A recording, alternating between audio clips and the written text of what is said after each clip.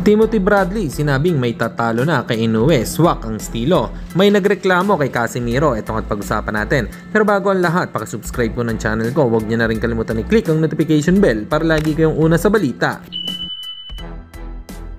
Pag-usapan nga po natin mga kaboxing, ayon sa balita ng The Ring Magazine, ang promotion ni boxing legend Manny Pacquiao ay officially nang ila-launch sa United States of America.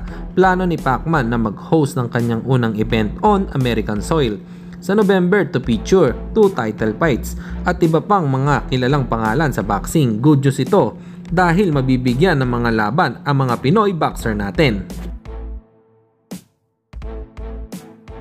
Samantalang ayon naman sa sinabi ni Timothy Bradley na dati pong nakalaban din ni boxing legend Manny Pacquiao ay may banat patungkol kay Japanese monster Naoya Inoue.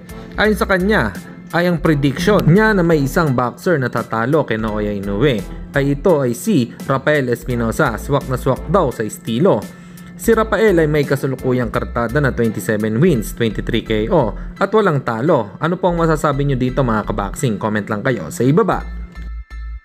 At sa kabilang balita naman tayo mga kaboxing, sa pangatlong araw po ng sparring ni Janrel Cuadrolas Casimiro ay maririnig dito na light lang daw di umano ang bitawan ni Casimiro dahil nasasaktan sigurado ang Japanese boxer. Para sa inyo mga kaboxing, ano po masasabi nyo dito? Comment lang kayo sa ibaba.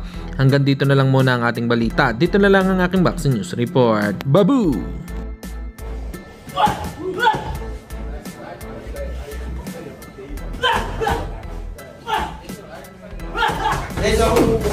Light paring ko na.